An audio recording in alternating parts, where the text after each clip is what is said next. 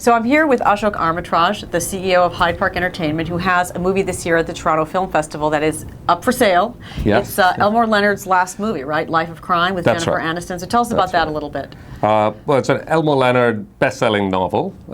It was called Switch, which was what the novel was called. The movie's titled Life of Crime. Has Jennifer Aniston and Will Forte, Mos Def, Tim Robbins, Isla Fisher. It's a really good cast. Terrific movie, if I say so myself. Surprised you'd say that. It's wonderful.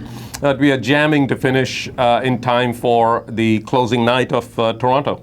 So it's interesting to talk to you, Ashok, over the years because you are one of the most successful and veteran producers in town, for sure.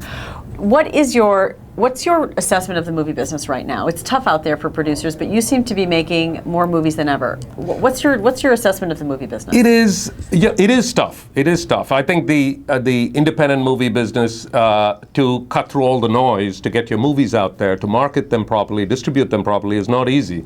But I think if you make the right movies, like King's Speech and many other movies have proven, I think it's a great time to be in this business. So, Life of Crime, let's talk about that for 1 second. You mentioned, I think the budget is in the high teens, you said, but you don't need that kind of number from an American distributor because you already have the financing. Oh, no, absolutely. I mean, we've financed it with a couple of partners, but basically, we've sold the foreign, it was shot in a tax state and so on, so between New York and Connecticut.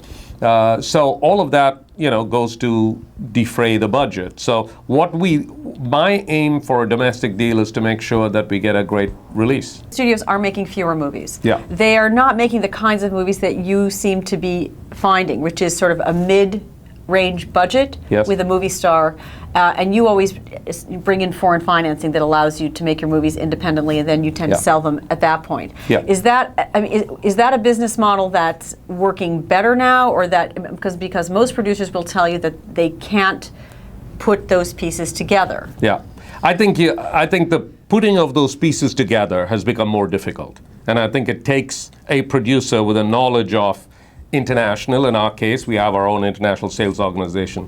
We have our own guys, tax experts, who tell us, about the states and what the soft money and what the co-productions are. We just finished a Canada-Italy co-production. Complicated, but we have to put it together.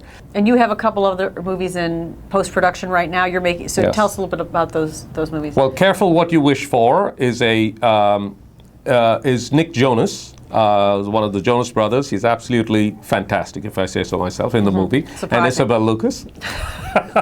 Shocking. Stop. No, he's great. They're both wonderful in the film, and a girl called Liz Allen directed it. And you did something. It sounded like you did something very savvy there. So Nick Jonas, you mentioned, has a lot of Twitter followers, right? This is his first movie, and he's got. Yes, between Nick and the brothers, the family, and they operate, really as a unit in many cases. There's 18, 19 million Twitter followers. And so you have a built-in fan base for that movie. Extraordinary fan base. In North Carolina and in Charlotte, where we were shooting, there were girls going crazy. So it's really, I think he's a perfect guy to do this kind of a film. And again, to cut through the traffic, you need somebody like that. That's a thriller, you said, right? Yeah, very much of a thriller. Okay. Sexy thriller. And then the other side of the coin, a family film with Dakota Goya and a little polar bear, big family film in the snow where he takes the polar bear back to its mother, and very touching, very emotional. Roger Spottiswoode directed it. He's done a couple of Bond films, amongst other things. So very excited of all three in post, and we're just getting ready to greenlight a couple more. And these are movies that you don't want to bring to the studios for distribution, or to the independent or the major studios? You prefer to sell it once the movies are done? I think to a great extent, we talk to the distributors, but I would rather show it to them with our best foot forward when it's done. So I think Life of Crime, we'll see how Toronto plays out, but we expect there to be multiple offers out of Toronto.